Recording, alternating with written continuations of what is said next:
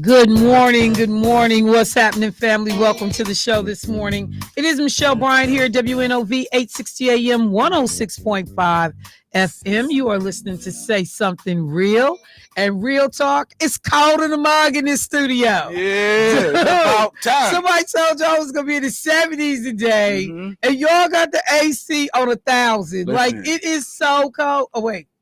I need to go lower. If I go 1,000, then that would be hot. Either way. Celsius. 1,000 Celsius. Celsius. So this morning got a different cast and crew up in the building. We're gonna start with the good people, the nice people. We got L Boogie sitting in the studio today for Kari. What up, L? How you doing this morning, bruh? Y'all know this man, he gets it in, gets his dance on, always got a great attitude, good spirit, and then we got this nigga. Hey, well, listen, it's early in the morning, so you know, it's early in the morning. And then we got this dude. Well, you know. Jermaine, right now. Early. You know, we have to intentionally put him on. Yeah. In the afternoon. Yeah, because I have so much energy in the morning. He don't act right, man. No, I'm on 1,000 all day. I go from Debo to you. Just like, come on. I'm just wondering, what did I do? I didn't tithe enough. I'm not doing something. Well, and God is punishing me. Let me tell you what it is. Maybe God is trying to tell you something. He tried to tell you something. He tried to tell you. Don't start it. God! Do not start it, Okay. Jermaine Reed. All right. See? I said Jermaine Change my last name to Reed. That's right. Because in the morning, I'm Reed. Because you messed it up. You messed it up already. So, look, I'm not. In the evening, I'm right out. What's happening, Cincinnati? How you doing this morning? Hey, Shelby. Good morning, Alex. I'm going to beat you to the punch this morning. Hey, Adeline. I mean, it's just sad, man. It's I don't know sad. what it is, man. I don't know what it is either. Oh, wait. Issue. Yeah. That's what Something's it is. Wrong with me. You admit it? Well, I was actually watching this beer commercial yesterday. This, right? You admitting? Well, that is something. See, if you want to get help, you got to first admit that you got an issue. So I was watching this beer commercial. This is not on the couch. No. We done had this conversation. I don't know what it is. This ain't the on the couch session. I don't know. I think you my therapist. I don't know why y'all coming to this studio. Then just want to you my therapist. Hop on the couch. Be like, well, you know, don't nobody listen to me. Don't nobody let me. You know, I gotta fight to prove my love. You sisters say you want a sensitive man, and then when we do it, y'all be talking about something. Man up. I'm just right. Suck it up, buttercups. Snowflake. Right. Get it together, cupcake. Like, wow. Jesus. But the minute y'all come to the studio and the lights come up, y'all be like, oh, it's time to get on the couch. Well, that's because I feel, I got my. Hell, don't be like these people, man. Don't be like these runs. I got my therapist. Yeah, don't, because this one, that one in the back, Debo too, that thing that's sit over here by that Kleenex box, those always running. 3, Keith Parrott. See, but says, for me, Keon, God rest his soul, he was the biggest couch jumper ever. But for me, it's a little different because, see, I don't have nobody to talk to. Oh, here we go. I talk to myself because there ain't no one to talk to. People ask me why I do what I do. As I consistently say, there is a song for absolutely everything. And if it ain't, I'm gonna find it and make it up. Don't make it up. I need help. Nope, because hey. Okay. Don't start. All right. Because we done had your made up Mammy made songs up here. My God, don't start. Good morning, legit. Take care of them babies over at the daycare. Don't let them little kids run you crazy. I'll be the first one to be like, nope. No, Come get your kids. Imagine don't get your a whole bunch of me's in daycare. I wouldn't imagine. They all be a whole bunch of me in daycare. They all at home with their mom and their daddy. Jumping up at the same time. Like, what's up, Solis? How you doing this morning? Sis? Yeah, they'll all be at home with their mamas and daddies. No. Like, come get them. Yeah, my grandson, his mom and them sending text messages early this morning. So today at his school down in Georgia, they got flip day. So the teachers have to come dressed like students, and the students have to come dressed like the they teachers. teachers. Oh, my grandson got a name badge on. Hilarious. Yeah, teacher, kindergarten, Mr. Atlas. He already got his glasses on today. Don't wear no glasses, ain't no lenses in him. He got his glasses, he got his Argyle sweater on. He looking all scholarly this morning. I was like, that ain't how your teachers be looking. And so I just can't wait to see what they have on. So the teachers there, they flipping it today at his school. Nice. Terrence Ray hit us up via text. What he say? Good morning. Please be sure to mention the lawsuit Giuliani is currently dealing with and how Trump ain't publicly supporting him. Terrence, we talked about that yesterday. Don't see late show. This is another couch jumper right here. Hey, come join me, man. There's space on the couch. We had this guy. I like that phrase, a couch jumper. Couch jumper. I like that. We got another saying I can't say on the radio that we have from Bruns too. It's the acronym is a fan. FAN, and y'all can take turns figuring out what? That is what not those fair, man. three letters stand for. Because to us men, we got to keep that side that we. That we got to be able to open up to y'all, man. You just trying to get on there, right? I'm just saying, your man. Feet is dangling from the couch. Yeah, you about to lean back, right? Saying, man. Can I get a pillow? Can I get a pillow? Bring me some Kleenex. Bring me some Kleenex. You about to lean back. And here you come to a little sad man story. Turn on soft music. Because then Mitch be calling, you always man mashing. That's what's wrong with you, Michelle. You're man mashing. Like, bro, get off my couch, man. Get off my couch. Just saying, help us. Hang on. Lidette over at the daycare, she said, I would be crazy. It's pajama day. She said, but I am administrative and I cook. They knew what they were doing. They ain't put her with the kids. Well, this you just want to thank God. For everybody knowing their lane, knowing their strengths. Yeah. knowing their weaknesses. Speaking of weaknesses, Jermaine, have you identified? No, I'm sorry. Well, I have identified my weakness. I can tell you. No, I was doing Debo. Debo. I just didn't make my voice low enough. With Debo, want to ask 9,000 questions. See, here go. What I say, couch jumper, Terrence Ray. You hurt my feelings, right? Come on, Terrence, join me, brother. Join. It's two hurt brothers on the couch. You sending me old stuff like, hey, talk about that. We did that yesterday. But okay, I'll circle back hurt his feelings, man. Yeah, what? You can't hurt that man. It's too early, man. We can't wake up. Oh. That's how y'all wake up? I mean, we go to bed like that. We want to wake up like that. Grabbing your little heart. Tell nobody love me. Like, bro. I gotta fight to prove my love. Here we go. See, sisters say, look, we good. Yeah. I love you. That ain't enough. No, that ain't enough. So we gotta fight all this to extra. Prove. Again, L, do not. He talking about his more notes. Hey, yes. I'm just saying, do not do what these people do. I'm just saying, man. Come on, man. All right. Speaking of do not do what people do. So I should probably start in a number of different places, but I don't feel like it. Because I gotta go to Minneapolis. I gotta go to Minneapolis. I just saw the AG from Minneapolis in Milwaukee.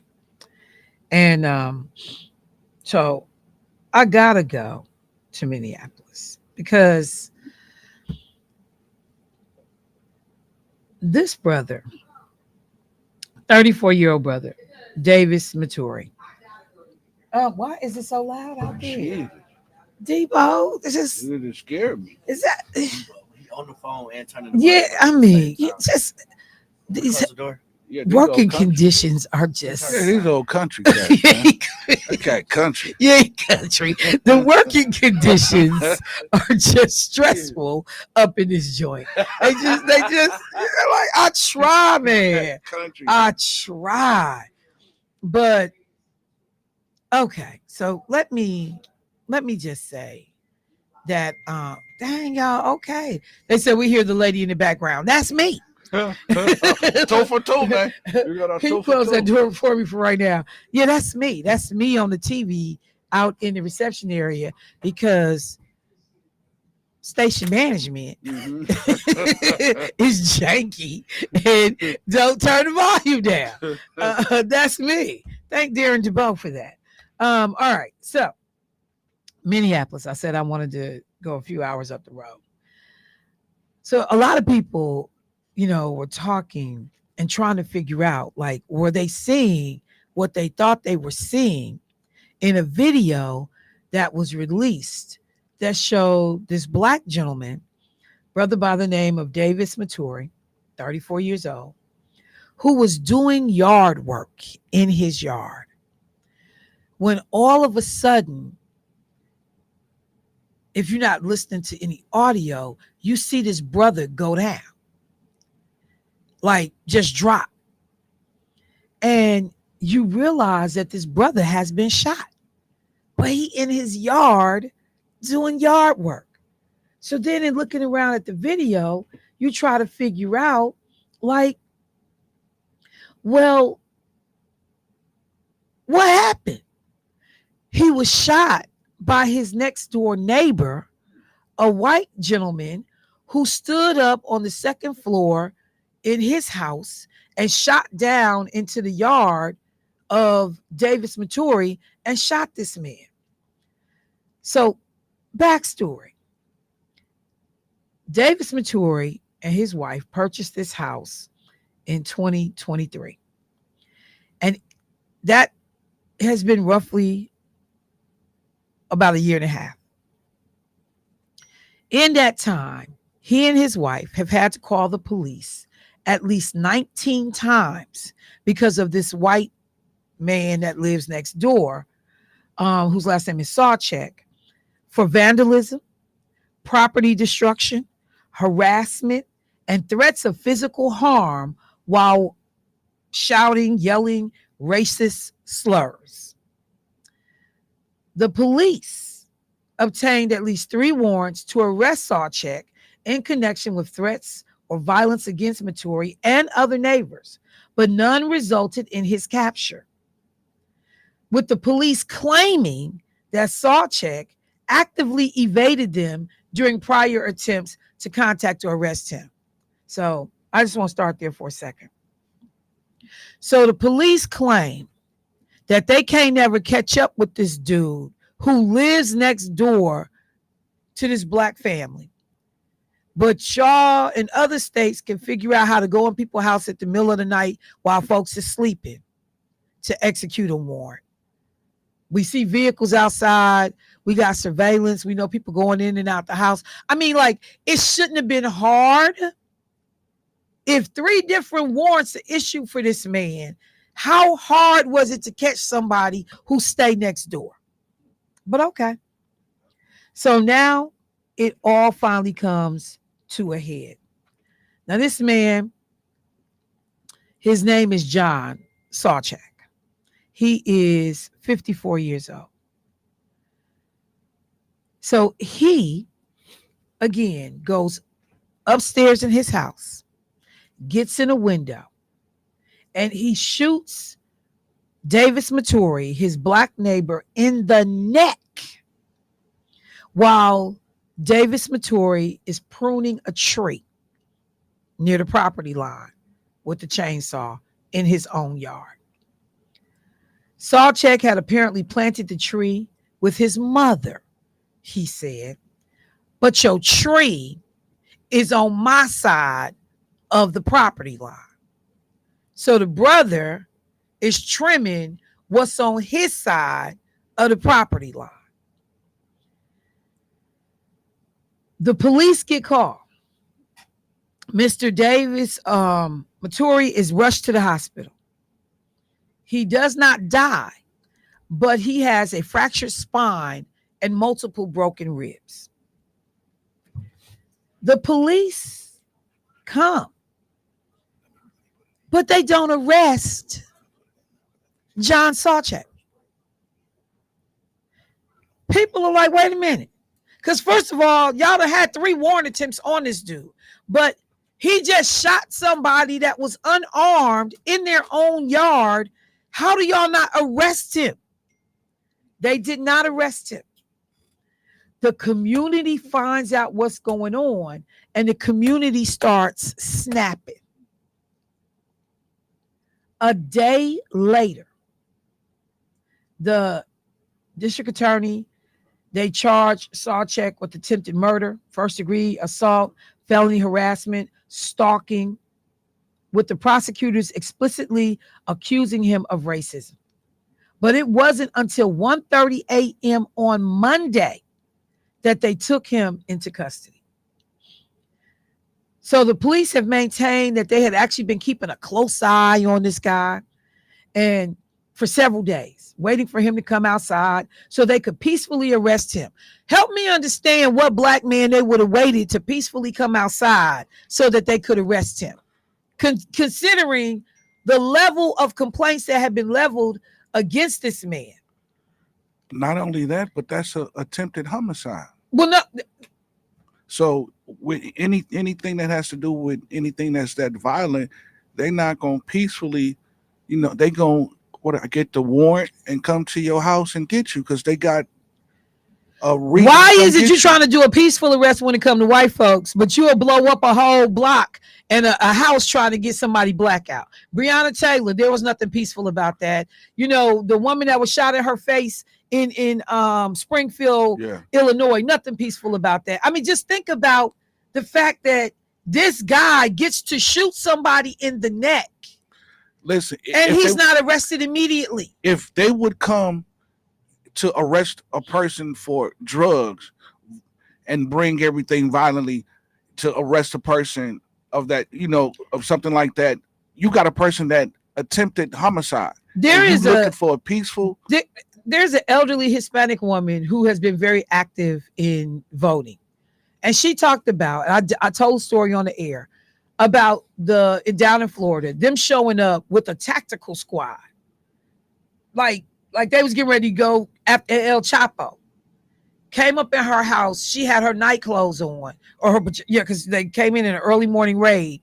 And she said, they know I'm a 90-something-year-old woman, an elderly woman. I live here by myself. And the issue they have with me is if they trying to investigate voting fraud. And you brought a tactical squad to my house, took me outside in front of my neighbors in my pajamas. All over. But this man shoots somebody in his neck. And you get to, be peacefully arrested. They said he was mentally ill and was known to have guns. Mental illness ain't never saved a brother, I know. O'Hara and Sawcheck's they said Sawcheck's mental illness and possession of firearms combined with his understaffing in his agency complicated the arrest. We ain't have enough cops to go get a guy who done shot somebody in the neck. So you ain't got enough cops to go get one guy. They also claim that Sawcheck frustrated efforts to capture him sooner by being a recluse who did not leave his house. So you waited. You didn't just bust the door down like you do everybody else. Ultimately, after a tactical team surrounded his home for several hours, he emerged from his home and surrendered. So he got to walk out on his own terms. Elected officials were apoplectic at the Minneapolis police's approach to Sawcheck. The city council reportedly sent the police department and the mayor a letter condemning the officers for not arresting him sooner. Several council members expressed the same sentiment on social media. A state senator, Omar Fattah, released a statement saying that, quote, the police's refusal to make an arrest on the basis of avoiding a violent conflict stood in stark contrast to other instances in which black men have been killed, despite alternatives having been available. We must hold law enforcement accountable and ensure our public safety policies prioritize communities' well-being over convenience. The mayor, and now the chief of police, more importantly, they apologize to Motori. To Motori for the agency's failure to prevent him from being shot. It shouldn't have happened. The Minneapolis police somehow did not act urgently enough. But The mayor of this area in Minneapolis, the mayor was like, well, I mean, we want to just thank the police for doing a great job and the police for doing what they could and da da da da da da da da. And everybody was looking at the mayor like, oh, you're not gonna say that this was out of order? You're not gonna say that the police department failed? How is it that the brother gets shot in his neck in his own yard and the police do nothing? They do nothing. Well, we didn't really have enough resources to go get him. You didn't have enough resources to go get a shooter, somebody that attempted murder. So and then he's mentally ill and has some firearms. So we just wanted it to be peaceful.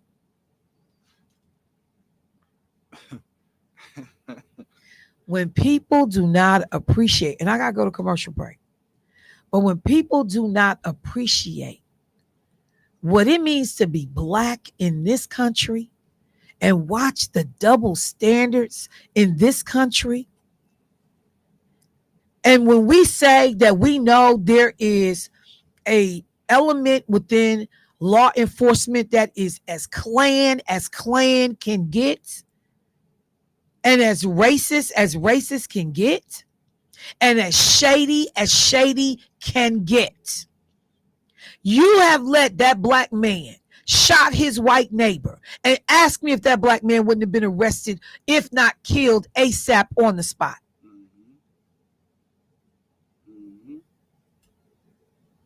And you have people that create environments for this to be acceptable. Acceptable.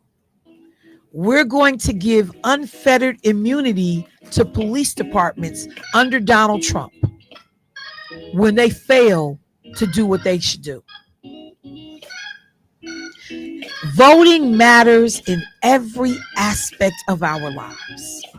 From cradle to grave, we are impacted by elected officials, by folks in public service, by people with decision-making power. Y'all gonna stop sitting on the sidelines and giving people this amount of access and power and control over your lives and keep saying nothing. Do not tell me it does not matter that we show up and we vote. I gotta take a break. I'll be right back.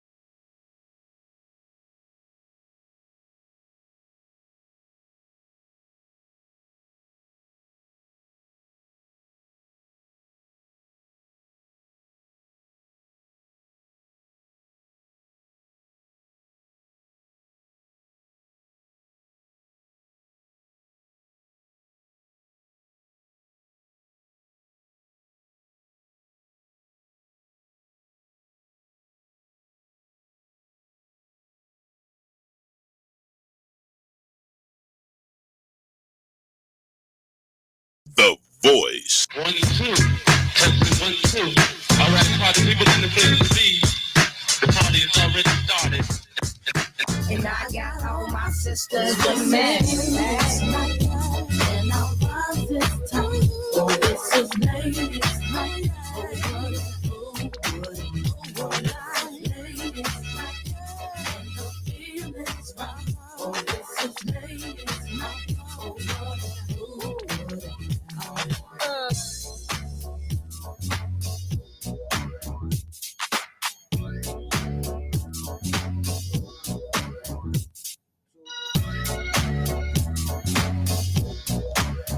All right, family, welcome back to the show. So I had to take a moment this morning to talk about this case up in Minneapolis. And a number of people have hit me up since I've been on the air this morning. Two different folks have hit me up.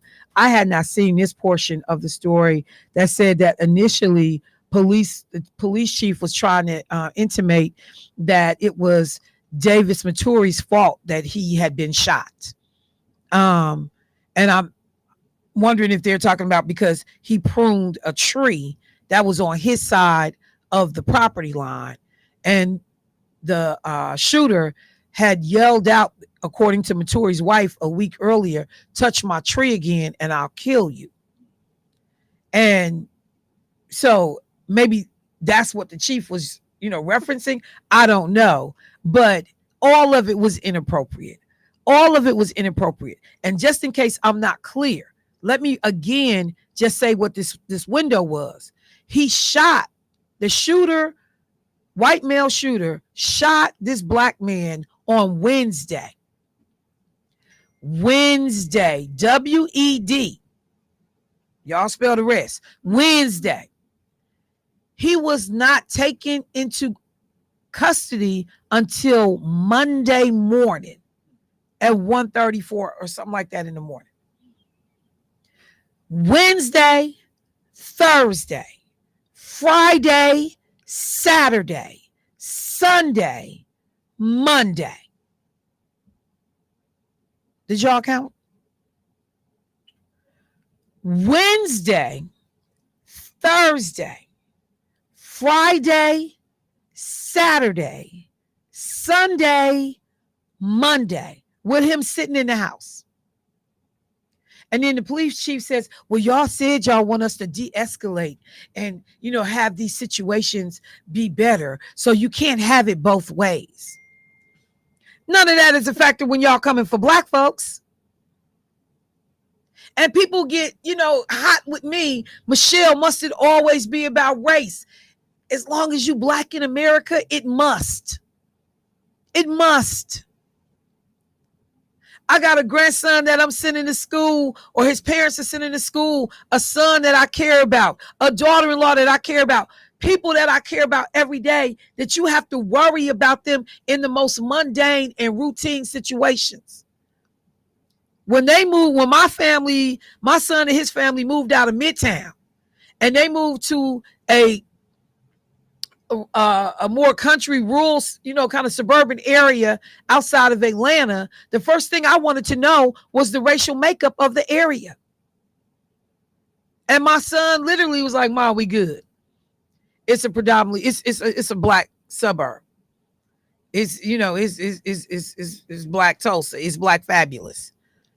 But then even in saying that, when crazy man decides he wants to harm black people, he made sure he went to the all black grocery store. Where do the black people frequent?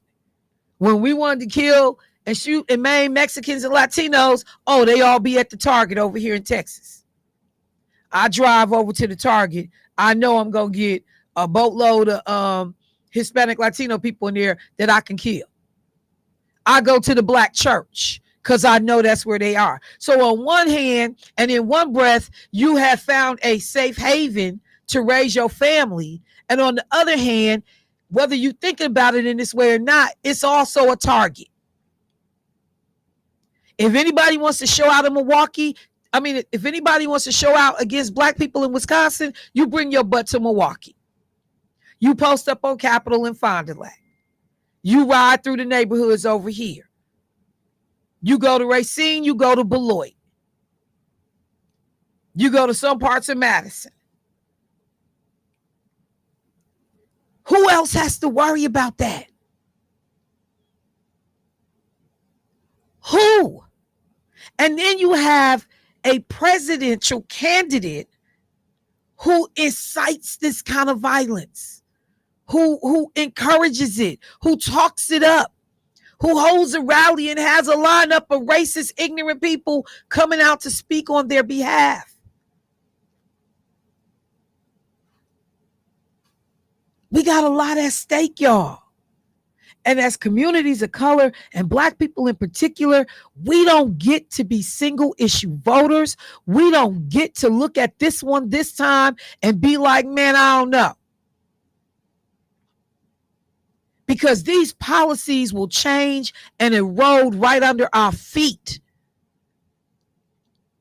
How do you have a police department who knows that there has been an attempted murder and these people don't move for 5.5, 6 days? Because we want a peaceful situation. They don't care a flip about that when it comes to coming after Black folks. None of that peaceful when this Minneapolis officer sits with his hand in his pocket on George Floyd's neck, with a knee on George Floyd's neck for almost 9 minutes. We wasn't worried about it. Wasn't worried about it. People screaming, get off that man. We wasn't worried about it as a police department. All these officers on the scene, nobody was worried about it. This didn't look wrong to not a single officer on the scene who was willing to speak up and say, you out of order, bruh. Get up off that man. And we'll deal with whatever fallout happens back at the police station. But right now, I'm making you get up off this man. Not a single officer was willing to do that.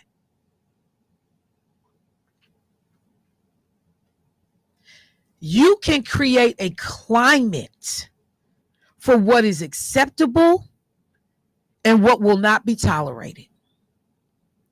This is done by the people that you put in leadership roles and in elected office, and what you do to remove them when they do otherwise. Today, Kamala Harris is, and it's interesting that they're being called closing arguments.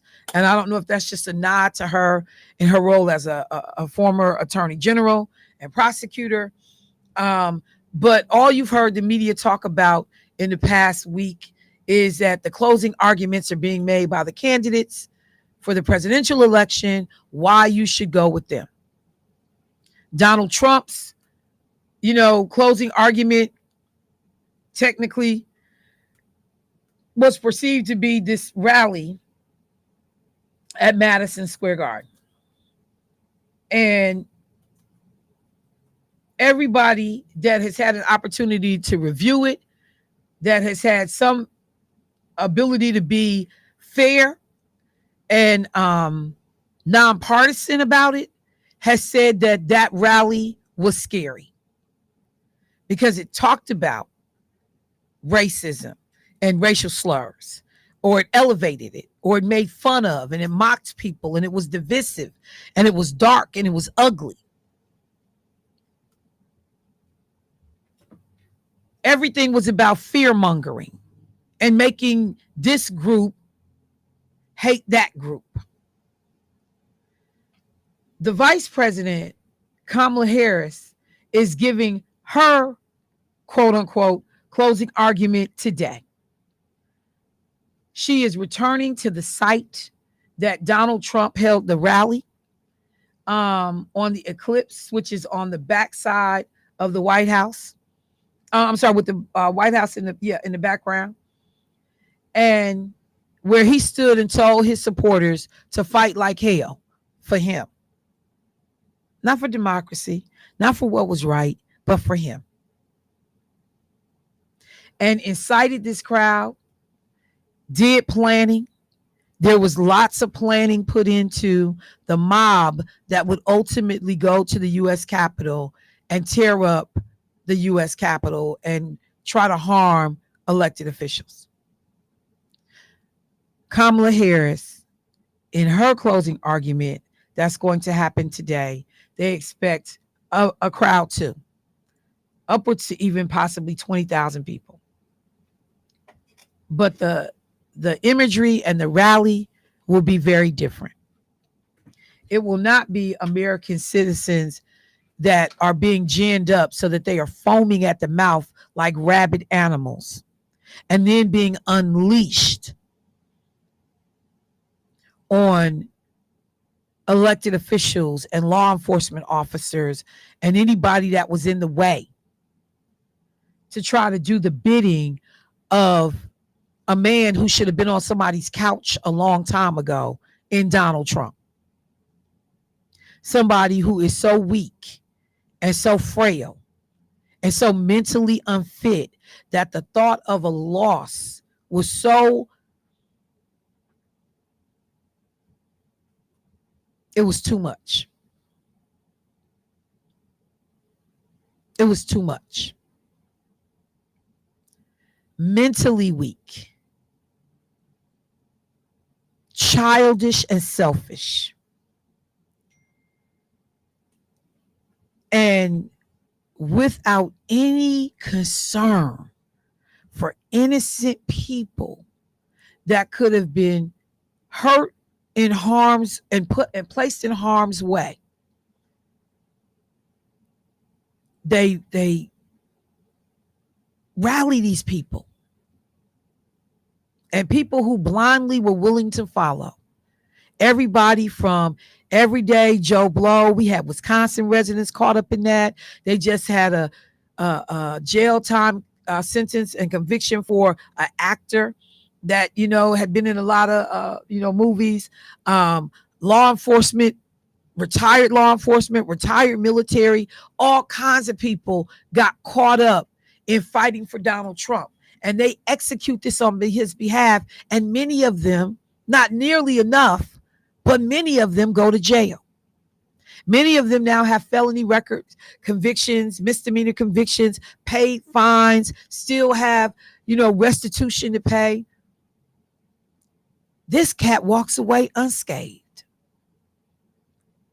He sits on his wide behind in the White House, get me a Diet Coke, and just watches it all unplay on TV. And when they say your vice president is in trouble, dude basically says, so? And your number two, who has been a ride or die at HOBS for 4 years and defended every act of crazy that you did for 4 years, is in trouble, has been loyal to you to a fault. And Donald Trump basically said, so? This who y'all want on y'all team, the folks that are have voted for Trump, are encouraging people to vote for Trump, are undecided and saying, I'm not going to vote, I'm going to stay at the house. This who you want on the U.S.'s side. This who you want on our team. The dude that's willing to leave a teammate behind.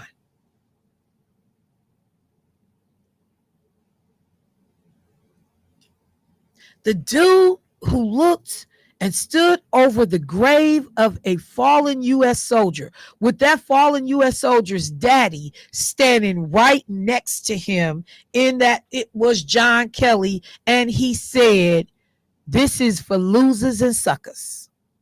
What was in it for them? John Kelly is to be commended, because Donald Trump would have had a problem with me on that day had that been my son laying there and you said something so callous and so ignorant. So I had an opportunity to speak with the communications director for Kamala Harris's campaign, a brother by the name of Michael Tyler.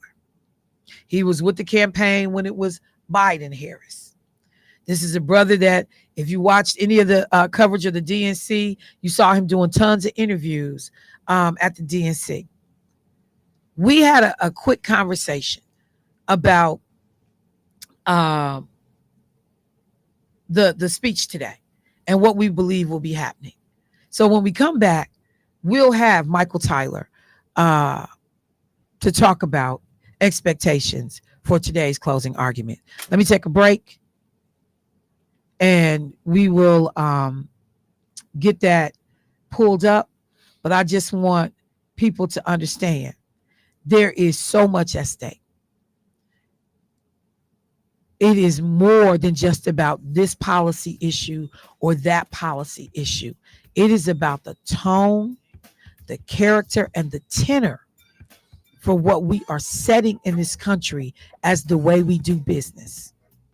They're going to try to push off what this man did in Minneapolis just to mental illness. Again, mental illness don't never work for black folks. We don't never get to play crazy.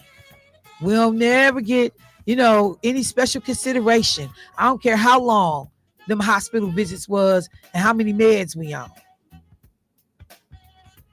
We got to have people leading this country that are going to do it fairly and unbiased and in a way that promotes the well-being of all of us and not just those of select people, white folks, white men in particular. Because the minorities that supporting them, they ain't got nothing coming for y'all. Y'all just helping them to get what they want. You ain't getting nothing out this deal. I got to take a break, y'all. I'll be right back.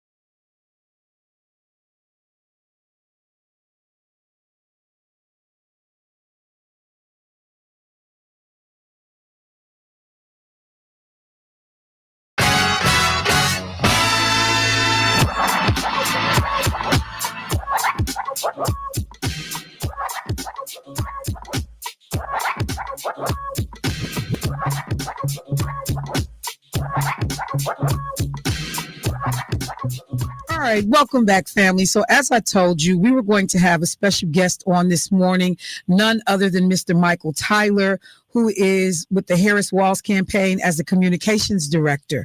Let's see if we got him on tap. Hey, Michael, how you doing this morning? Good morning. How you doing, Michelle? I'm hanging in there. I know I got to be doing better than you right now. Look, we got 1 week to go until victory, so we're encouraged. We're drinking a lot of coffee, and we're making sure that we have our foot on the gas to make sure that we bank every single vote between now and Election Day. Well, I'm going to tell you, during the DNC, I actually had an opportunity to get up on that last day to witness the activities that day. I've gone to probably 2 or 3 DNC conventions, and it was outstanding. But I began to learn more about the players that comprise the Harris Walls campaign team, and I started watching a lot of your interviews. One of the things that I quickly do is I ask people to tell folks a little bit about themselves, because as surrogates come on and say, hey, this is, my candidate, this is what you need to understand, people are like, well, who are you? Why do I need to know and trust you? So just real quickly, Michael, can you tell us what your background is, or where you went to school, how you came in contact with the Harris Walls campaign? Yeah, listen, I'm born and raised in Atlanta, Georgia. Hey. In Atlanta, but we love Milwaukee as well, of course. Y'all's head coach is our old player, our old point guard. This is true. That bond. But listen, I mean, the reason I'm so excited to work for Vice President Harris is, as a black man, she is the one candidate in recent history, probably ever, who has put forward a specific economic agenda that speaks not just to the challenges and the struggles that black men face across this country, not just about solving for the barriers that we face, but somebody who recognizes that we need to speak to the hopes, the dreams, the aspirations of black men across this country, who understands what is possible, who understands that black men want to be providers, want to be entrepreneurs, want to be leaders, and is putting forth a policy platform with that in mind. I think that stands not only in stark contrast to, of course, our opponent in Donald Trump, who's used black men at every turn of his life to advance himself at our expense, but even stands in stark contrast to the way that Democrats writ large have sort of approached politics, not necessarily speaking to our aspirations to the degree to which we should. And we're proud to have a candidate who recognizes that, and that's why I'm so proud to be a part of this campaign. But Michael, what do you say for folks who say day late, dollar short? That these conversations seem to be a little bit late in coming. I've done a number of black male voter events in the last, I've probably done 4 in the last 3 days. And, I've had some very interesting conversations. One of the things that I can say I walked away with is that the narrative that is out in the media, and I think that has been overblown, is the lack of support from black men. But, I had to push back when folks were talking about whether or not they thought she was pandering at this point to these voters. When you look at the totality of the work that she did, not only as has done or is currently doing as a member of the Biden Harris administration, even her work as a U.S. Senator, and prior to that, what would you say to folks about this seems a little bit late? Yeah, I would start right there, and I would say that she is certainly not new to this, that this has been a priority of Vice President Harris's going back for years, even as a prosecutor, being a progressive prosecutor who made sure that we could get people back on track, even after they'd slipped up. Somebody who is vice president, before she was the candidate for this office, her priority was economic opportunity for black men. That's why she went on an economic opportunity tour around the country to cities like Milwaukee, Detroit, Atlanta, listening to black men, particularly young black men, about what challenges they specifically faced. That has informed her agenda on the campaign trail. It's why, again, it is not simply about stopping at things like poverty reduction. Is actually talking about wealth creation, right? How do you help young people start and grow their businesses, right? It's why the policy is inclusive of things like $25,000 forgivable loans so that you can get your foot in the door if you can't access capital.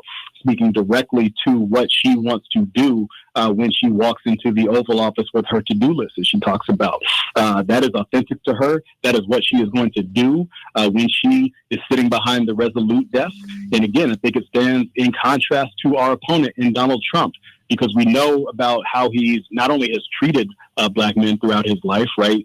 Refusing to rent to black tenants, of course, taking out a full-page ad in the New York Times calling for the execution of 5 innocent black and Latino teenagers, taking the birther conspiracy theory, making it go mainstream. But we saw the harm that his economic policies had on black communities when he actually had the time to serve as president of the United States. By the end of his term, the things that had gone up for black communities were the unemployment rate and the uninsured rate after he fumbled the COVID response, which also left black businesses shuttered. And we see what he is talking about doing if he's able to get back in power, right? His entire economic agenda is more tax cuts for the ultra rich, tax cuts for powerful corporations, not a tax cut for the middle class. The vice president is the one who's offering that. He is offering the middle class a tax increase. Nothing he is offering is about improving the lives of black communities. There's one candidate in this race who is serious about that, and that is Vice President Harris. Well, I'm going to tell you. So I have watched a number of events play out around the country. I know they had No Cap down in Atlanta, hip hop version kind of conference, politics centered, talking about, what's at stake, what we need to pay attention to. I've appreciated even the conversation. I think they did cigars and cognac, down on that end as well. That there have been some very creative and innovative ways to reach brothers. But I do like the point that you made about VP Harris not being new to these conversations and these efforts to engage in this way. The very fact that there is an African-American male in Michael Tyler that's out front as a communications director. I'm watching all the coverage for the convention, and I see you everywhere. I see you talking on CBS Mornings. I see you, MSNBC. Anywhere there was to have an interview, it's a brother out in front that's helping to represent and convey the message of the campaign. So with that being said, these last 10 days are critical as we talk about messaging and, if you will, those closing arguments that, are now being made. We saw on Sunday the fiasco, in my opinion, that was the closing arguments of the Trump administration that started off with racial slurs and stereotypes.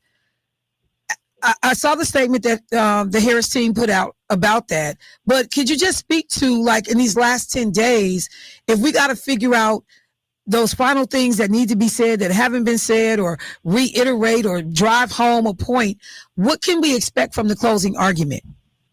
Yeah, listen, I think the vice president has told people for months that they need to watch Donald Trump's rallies to see what this man actually says, see what the closing message is from Donald Trump. I do think Sunday, I certainly hope people tuned in. And if they have not, they should go and see what was said inside Madison Square Garden with what was supposed to be his closing argument to the American people. What you did not hear were any solutions for how to improve your life, that of your family, that of your community. All that you heard was more of exactly what we've come to expect out of Donald Trump and his entire brand of politics. You heard more hatred, you heard more division, you heard more fear-mongering, you heard more disparagement of Black communities, Latino communities. Nothing that was about lifting anybody up was solely about beating others down to build your own brand up. That's exactly who Donald Trump has been throughout his life. That's how he was as president of the United States. It's how he's been on the campaign stump since he launched this campaign, and it's exactly how he would be if he's able to regain power. I think what you will see out of the vice president tonight on the Mall is the polar opposite of that.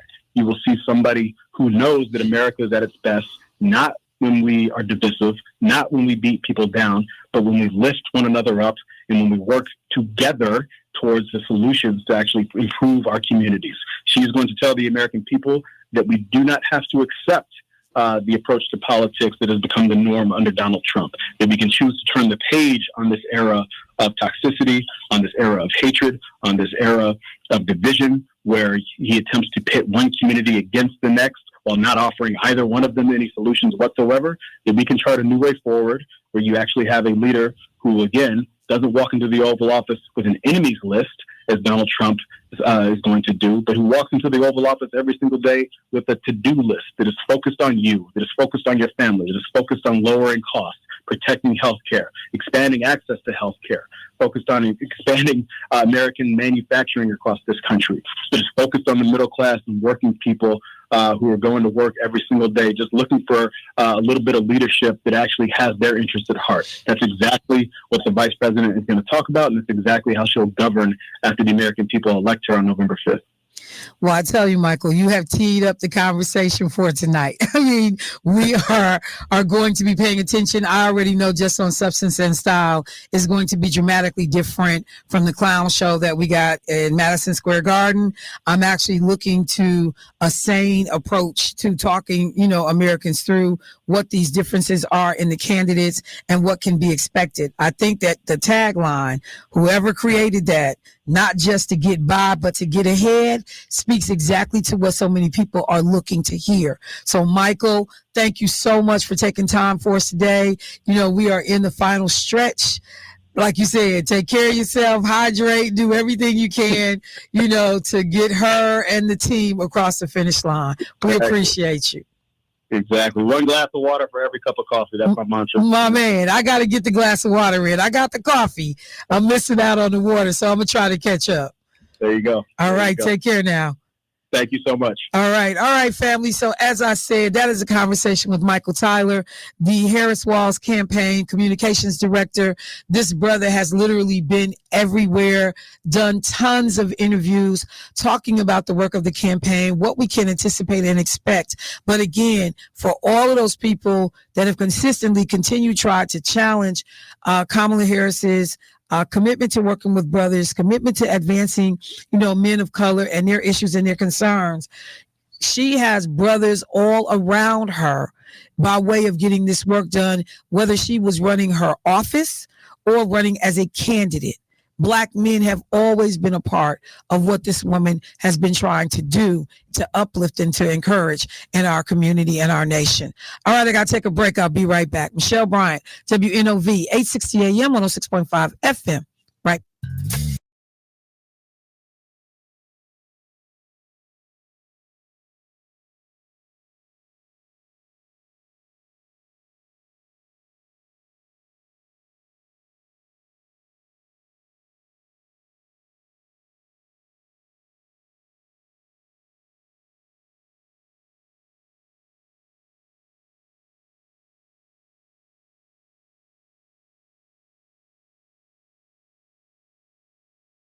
Hey family, welcome back.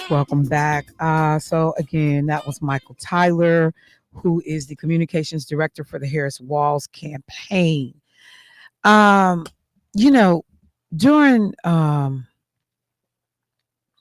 one of the breaks this morning, I was talking to Buzz in the studio, and one of the things that is concerning, Jeff Bezos in his announcement, his statement, after all of the heat about him not allowing the Washington Post to issue make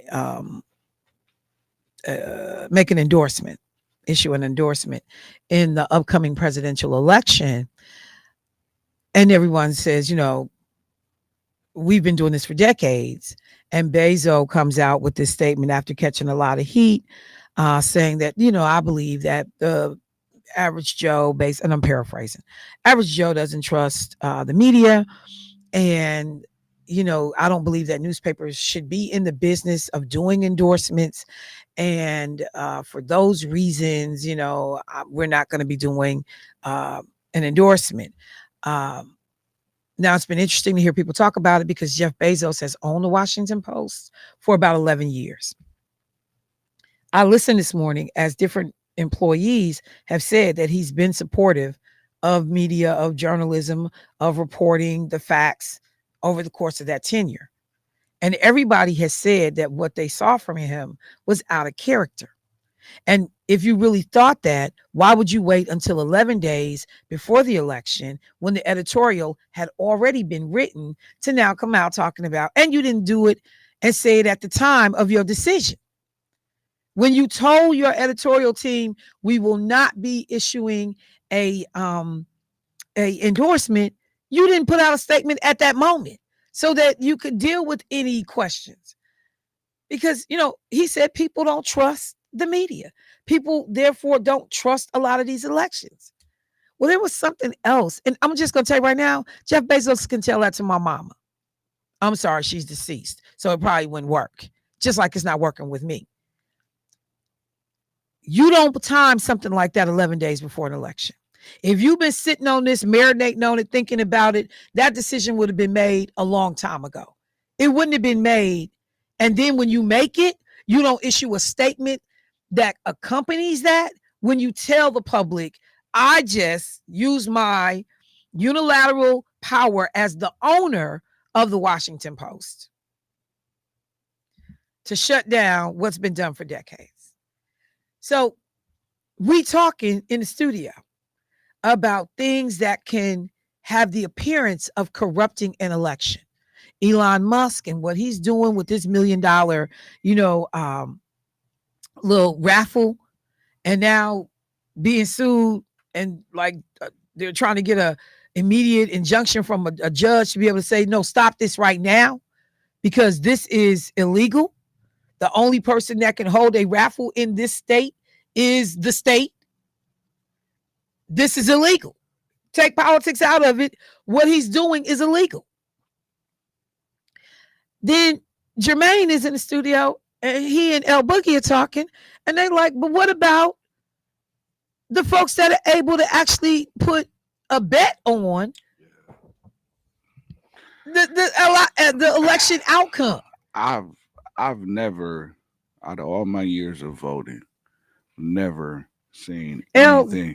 You can drop your mic, man, and get in on the. Yeah, I was just doing some research on that as well. It's illegal to do it in the U.S., but they have to bet on the politicians. You can't on election outcomes. Yeah, on the election outcomes. Like they have UK based sports books here in the US. Right. So you could bet with the European agencies on election outcomes in America. But it's illegal for US people to bet with sports books in the US. Okay. So what's this whole thing in Vegas? They just got the odds. They have the odds. So Vegas got the odds. Yeah. So like you could look at the odds constantly, and they have the all odds listed. So but they definitely tell you it's illegal to bet with them. So just so people understand how some of this is framed out. So there is a company called Robinhood, and Robinhood does investments, trades and contracts for trades, all that kind of stuff. And so it's people can have a Robinhood derivatives account, if you will. So what this company Robinhood has done is, because there's another company that's already doing it, they are entering into the prediction market and letting users of their system, you have to currently have an account to do this, bet on the outcome of the presidential election. And that actually got announced on Monday. That means that starting yesterday, users can begin to trade contracts for either Vice President Kamala Harris or former ignoramus Donald Trump to win the election in November. Users will have to meet the certain criteria to be eligible. They got to be a U.S. citizen, having already been approved for a Robinhood derivatives account. So this election prediction market that they're offering, you can bet on an election. Betting on the election is a type of a financial speculation, they say, known as an event contract, in which an investor earns a return if a future event occurs. In this case, either Trump or Harris becoming president. So it's betting on a futures of an event. What will be the outcome? Robinhood's decision to begin offering these elections, and I'm taking this from Fortune magazine. I'm not this versed on it. Please don't be impressed. But Robinhood's decision to begin offering election futures comes shortly after another prediction platform, which is Kalshi, won a ruling against the Commodities Future Trading Commission that had been trying to block it from offering election outcome trading. So they don't call it gambling. They call it trading. So slick with the words. Yeah, I was about to say, so it's all in the wording. If you word it a certain way, then you can kind of predict. that you can kind of jump through the loopholes, because it's loopholes with everything that you do. Say it again, L Boogie. You can't gamble, but you can predict. That's right. Ain't that something? Wow. So investors in prediction markets can buy either a yes or a no contract for each of the candidates. And you know what's crazy? I have a Robin Hood account. Yeah, because I got some stocks that May know what we doing. Investing. But now that you tell me that, I think Robin Hood. I'm gonna yay. Again, investors in prediction markets. So we're not gambling. We predicting. Can buy either, and you can buy either a yes or a no contract for each of the candidates. The price varies based on the market's belief in each candidate's likelihood to win the election.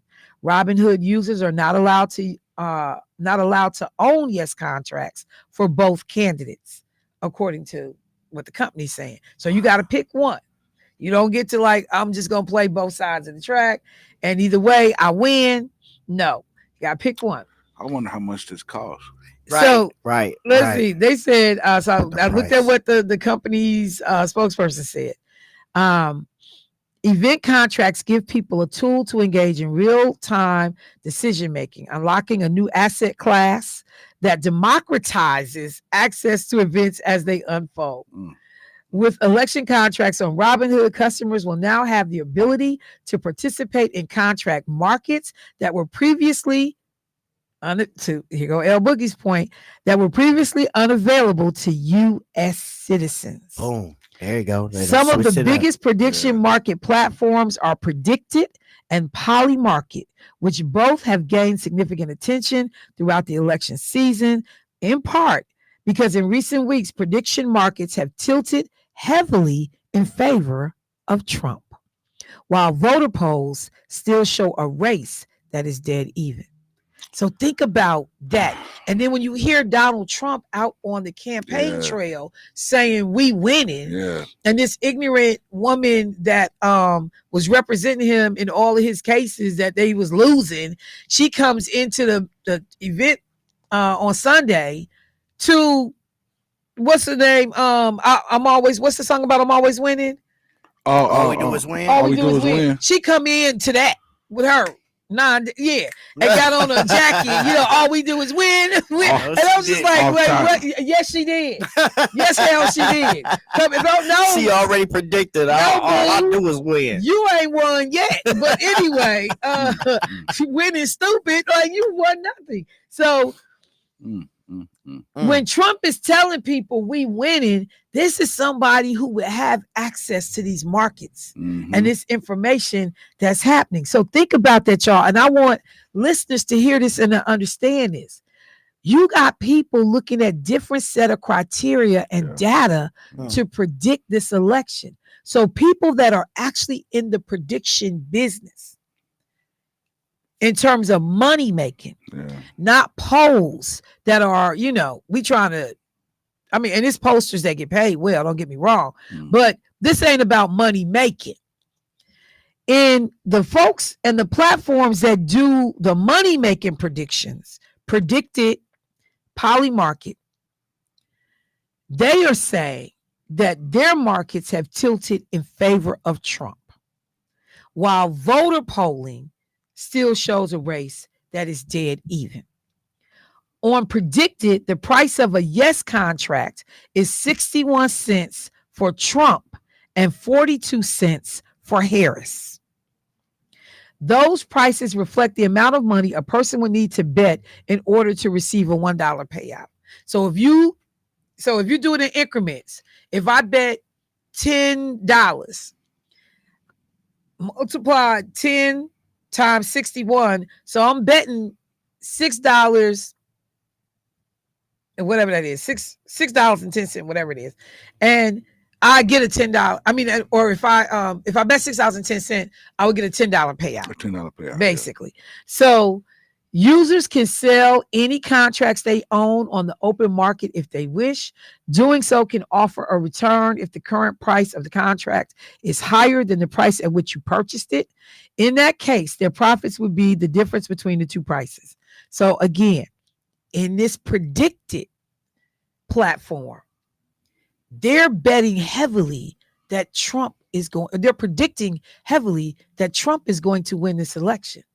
And they're selling a yes contract at 61 cents on the dollar. They're saying Harris is going to lose. And they're selling, if you're speculating that she's going to win, though, that's 42 cents on the dollar. Polymarket, the other platform I mentioned, which bills itself as the world's largest prediction market, has Trump as even more of a favorite. Its odds have a Trump win priced at 66 cents and a Harris win priced at 34 cents on the dollar. In the home stretch of the campaign, Polymarket saw several major bettors. These folks are known as whales. Place massive bets on a Trump win.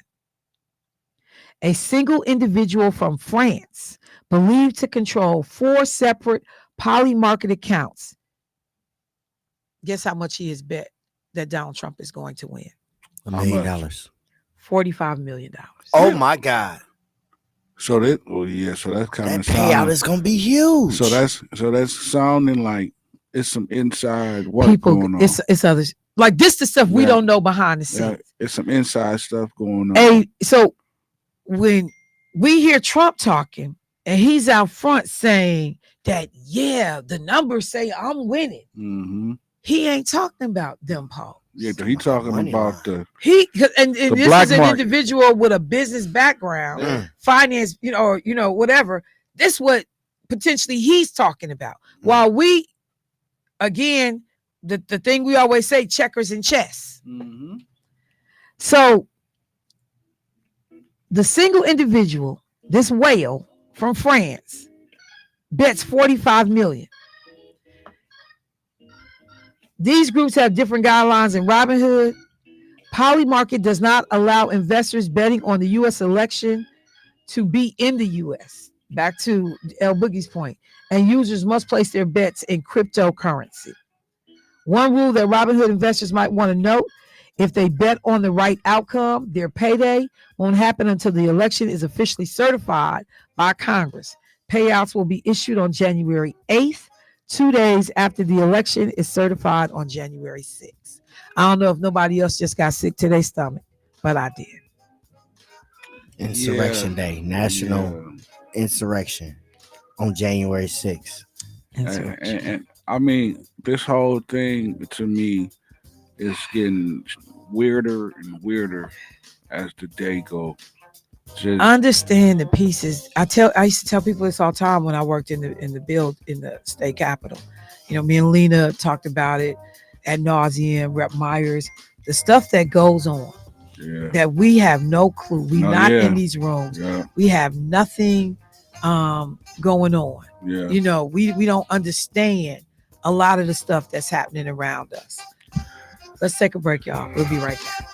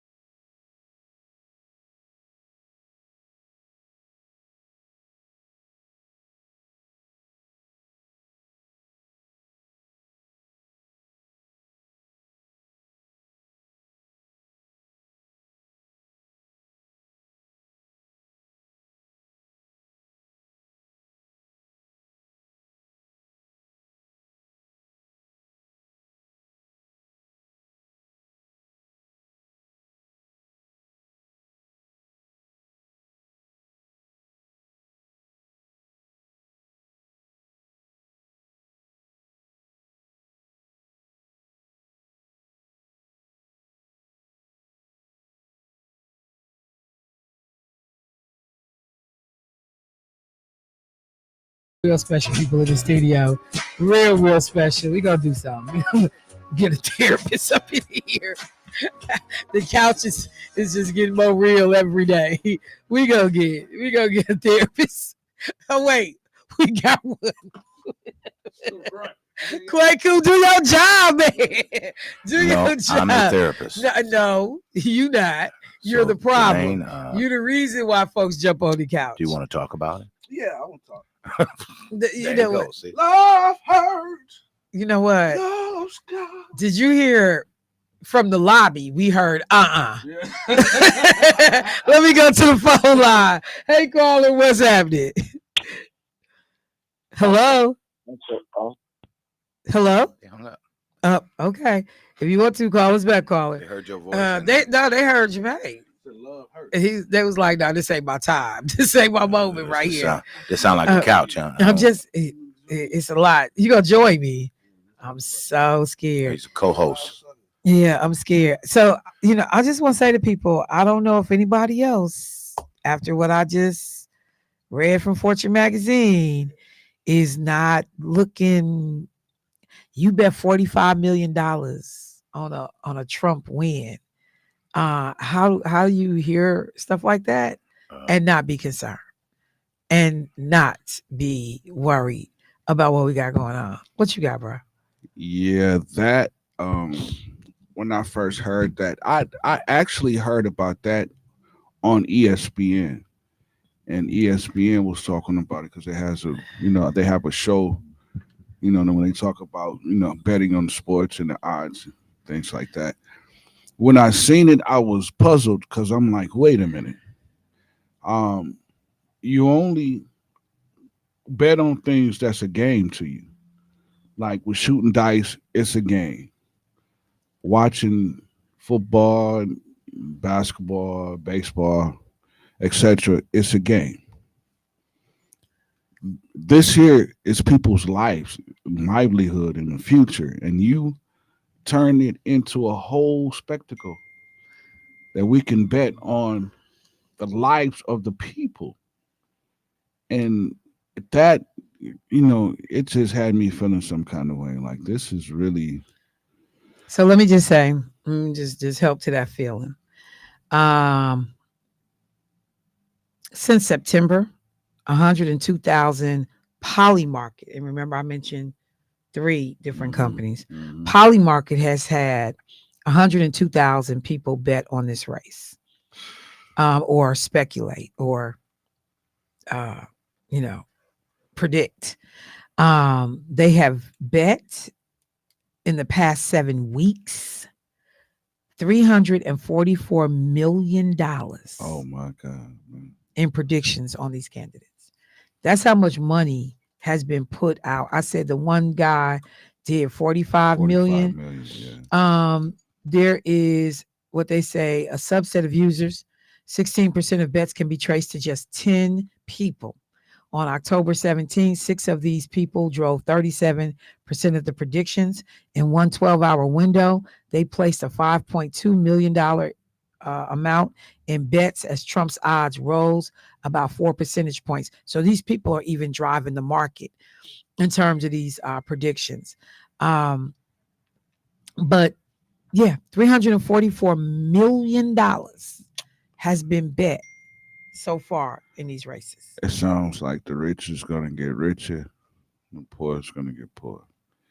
It sounds like that it's some type of inside cahoots going on somewhere.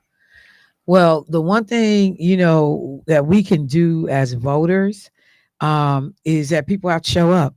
Because you can't flip the polls. You can't flip the polling machines. Donald Trump tried that in 2020.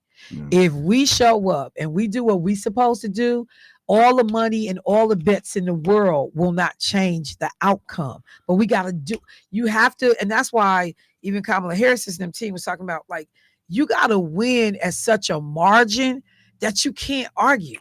Well, you can't argue the outcome. Yeah. Even if you found 11,000 votes, you still losing, bro. But that's that's why I'm kind of scared, because it seems like that it's some people that's in place to make this election hell. Like it's industry plants. Like there's people that's in position that's waiting for, when it's time for the election results, and how Atlanta and how they tried to have this, hand counted. So if there is something going on, or if Donald Trump do feel Yeah, you had like that another the lane number to is cheat. off, You had another now lane. you got a whole nother. Yeah. Well, it's a possibility because it was counted by hand, and who's going to count? Well, they not 500 some thousand, but I heard Yeah. that the judge had overturned. Yeah, the NAACP was a part of suing to stop that process, and so we were victorious. But I understand. So that right there is telling me that if you would try that on the small scale, there's no telling what you would try on the major scale. Well, the only thing I will say is that this is our third election now where we know that there are efforts at outside interference going back to 2016 when Hillary ran against Trump the first time.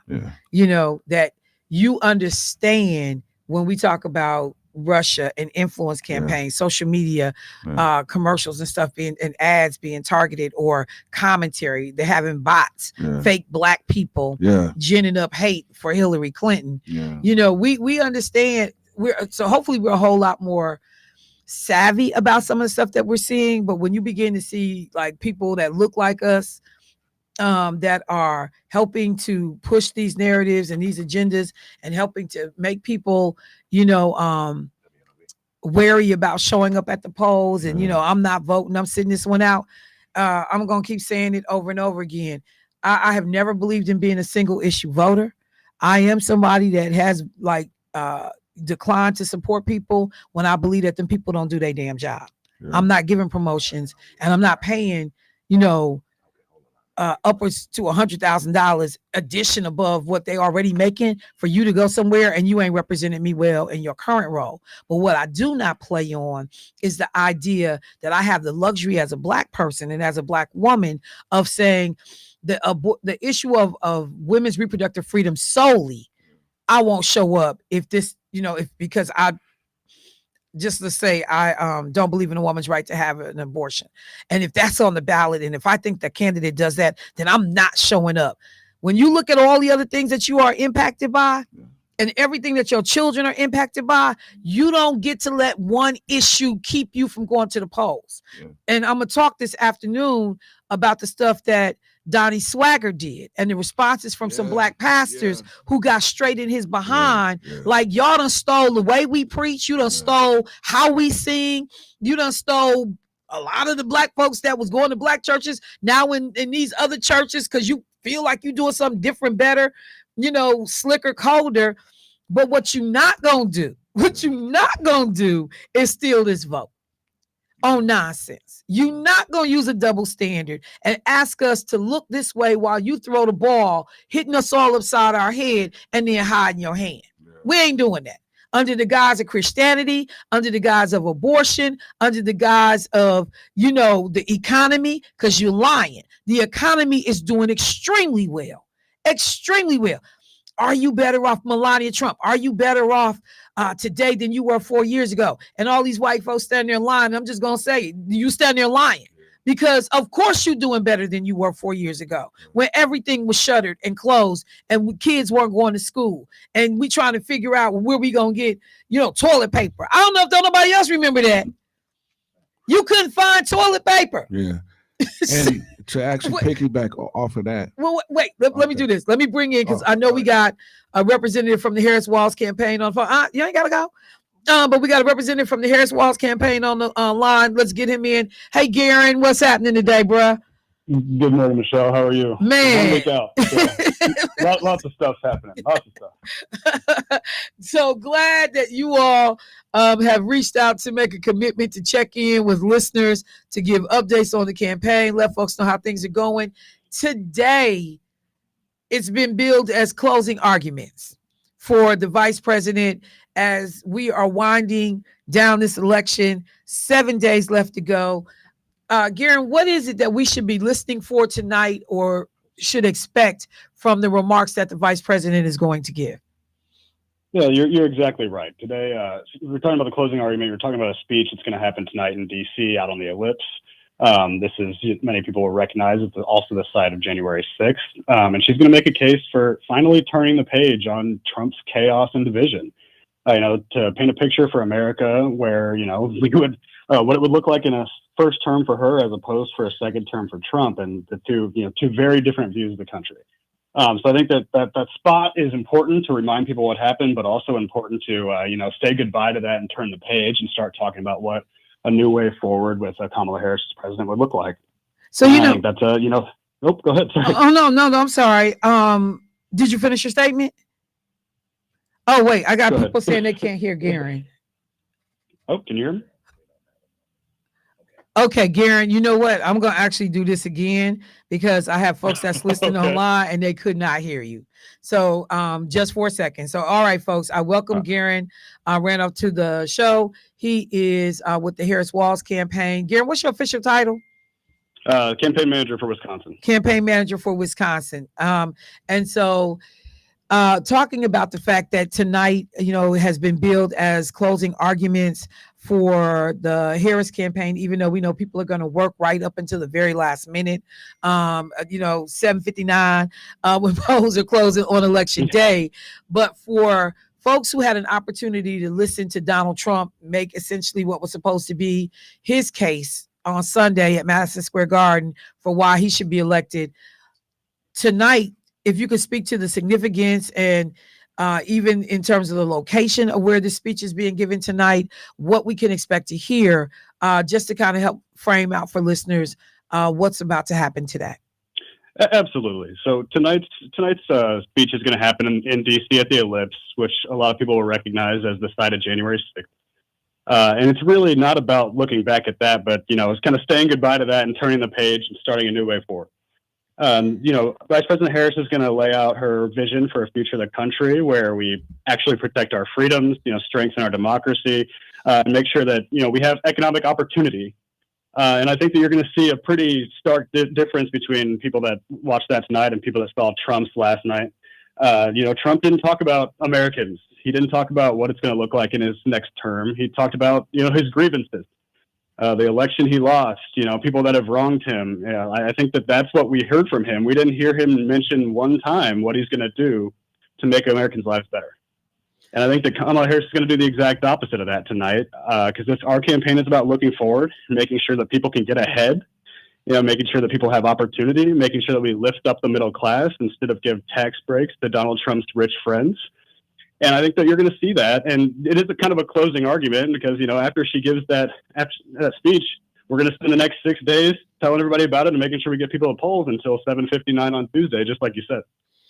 Well, for some of the political pundits, news organizations, outlets that have been saying, while this speech is important, she has to strike this balance. You want to talk about the things about Trump that are detrimental to the future of the country while still offering an optimistic look at what's possible or where we can go from here or moving forward and what that looks like. Does this seem like should be a difficult thing to do? Because it's like people are like, oh, it's going to be a tough needle to thread. And, how do you like beat them up and still, make it sound like a positive, upbeat speech? What has the preparation piece been like? What are people thinking about that are helping her with their comments tonight? Well, I think that's a needle that she's been threading since she got into this race. And I also, it's not about beating up Donald Trump. It's about showing people the actual stakes of this election. When Donald Trump was president, it was chaos. And last time he didn't have a plan. This time he has a plan. And we need to make sure that Americans and voters know what that plan is before they walk into the ballot box. So, yeah, she's going to make people aware of, the stakes of this election and the dangers of reelecting Donald Trump. But she's really going to circle back to what she's been doing since she got in this race.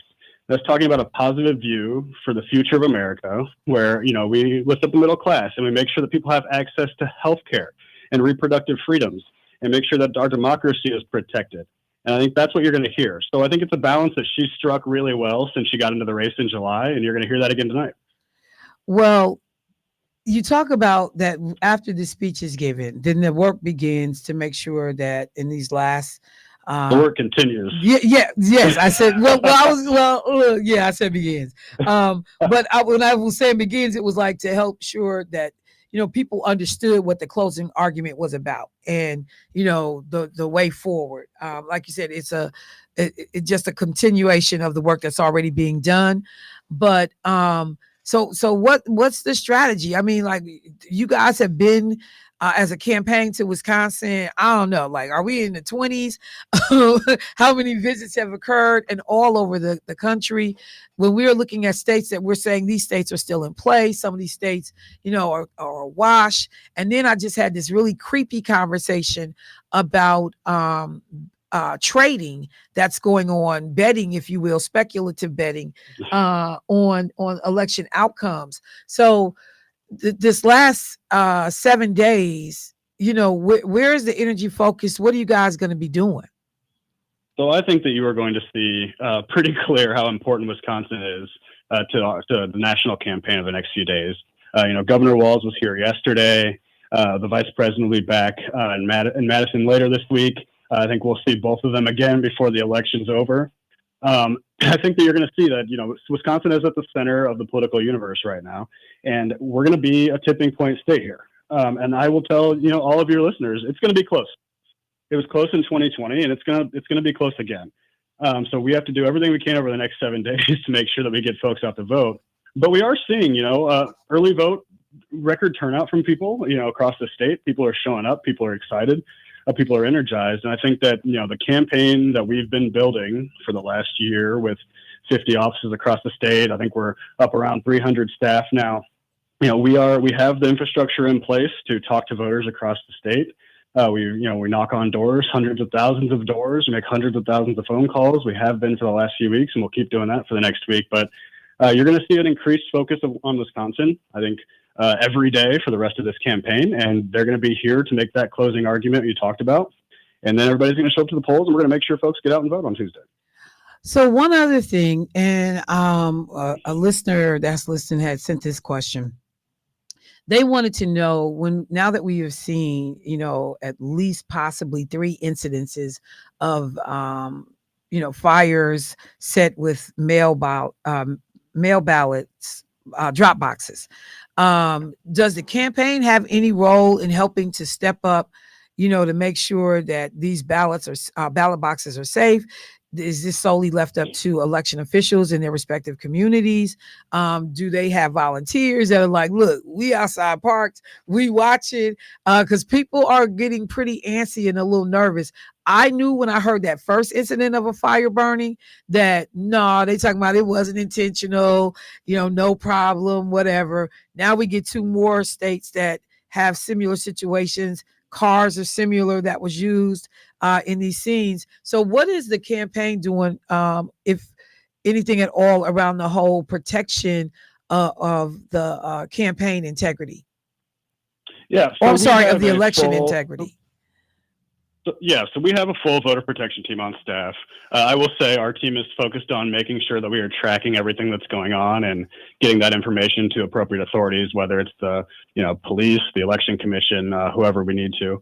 I will say, just for your listeners, we do have a voter assistance hotline, and that's 608-336-3232.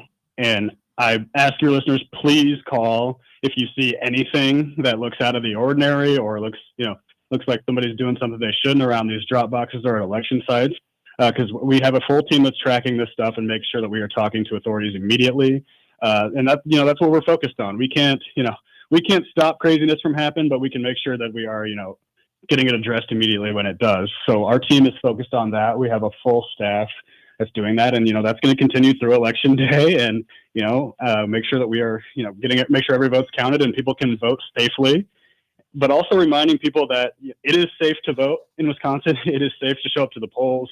There are several different ways, whether it's returning your ballot or early vote in person this week or showing up on election day. It is safe to vote, and there may be some craziness out there, but we're on top of it. Well, Garen, hey, we just got to get the work done, and I appreciate everybody that's on the ground, doing everything that they can to make sure that this election goes off as fairly and as smoothly as possible. The one thing I will say is a kudos to the team, Harris, Walls, even under the Biden Harris administration or Barrett team, when Biden was still in the race, the level of engagement has been insane. And particularly when you think about this short amount of time, the availability of surrogates, the willingness of people to come on, and I'm talking about at every range in the campaign, is admirable. This level of communication, number one, I don't know if we ever see it duplicated, but it is so appreciated. I'm in like heaven in relationship to being able to have access to individuals connected to the campaign to get information to constituents and to listeners. So thank you so much for the commitment to show up here weekly. Thank the campaign so much. This makes all the difference in continuing to educate our listeners. Well, Michelle, thank you for making sure that folks know what's going on. What you do is extremely helpful for what we're doing here. Not just for our campaign, but for our state and democracy as a whole. So thank you. I'm just glad that we have you to talk to. All right. Thank you so much, Garen. Maybe I'll talk to you before Tuesday, but if not, for sure, let's hopefully see if we can talk on Tuesday. All right. Thank you.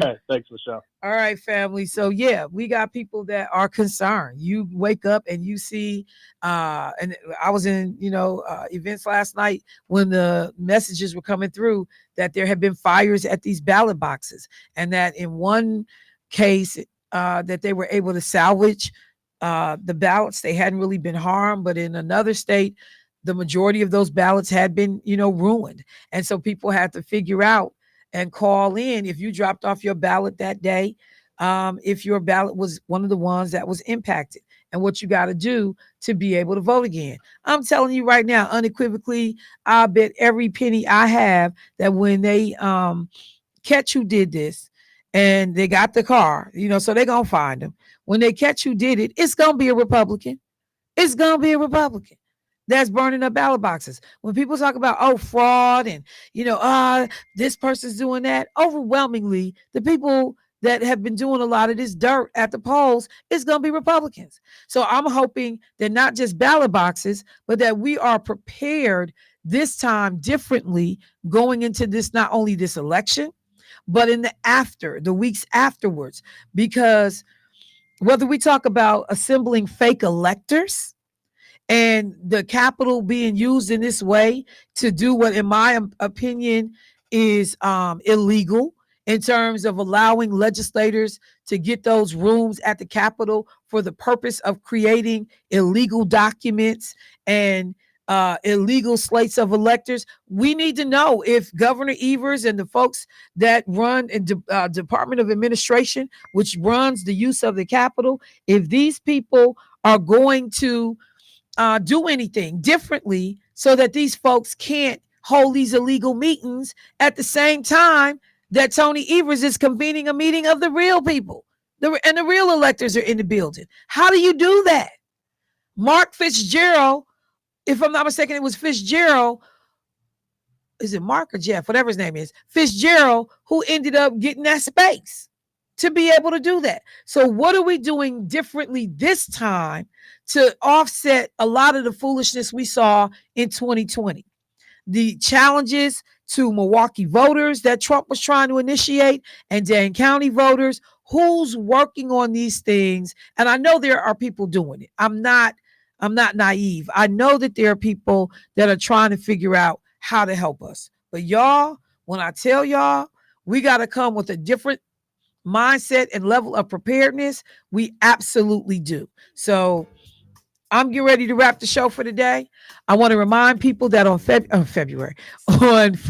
November 1st, we are bringing folks together on the faith side of this whole thing, because we have seen people come for Black pastors and anyone in the Black church who has said they are voting for Kamala Harris to try to attack people and to attack us and what we are doing. We coming together.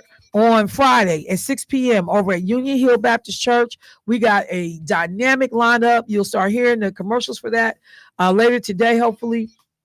But dynamic singers, we got local pastors that are participating in this, and we are going to be talking about the significance and importance of voting and showing up. Well, we're going to get something to feed our soul as we go into this last week of a battle, because that's what it is. And you know, we ain't immune to that. Even in the faith community, you're not immune to being in a battle. So we'll get you that information. It's a free concert, Union Hill Baptist Church. I'll get all of that for you. But look, I appreciate the conversation. I appreciate the bruh's contribution today. That whole piece on the speculative trading, you know, and you can buy a yes or a no contract. That's some crazy mess. Thank you to the bruhs for flagging it. All right, family. Thank you, Debo. Appreciate you. Jay Ride out on your way to the gym. Fake Jakin. Appreciate you. L Boogie, my favorite, right next to Kari, my favorite, because these other people can't do it. Appreciate you, L. All right, family. I'll talk to y'all this afternoon. If you haven't voted, go vote. Not be right back. I gotta go. Bye. In a revolution, there's a war going on in here, girl. We gotta find us a better solution.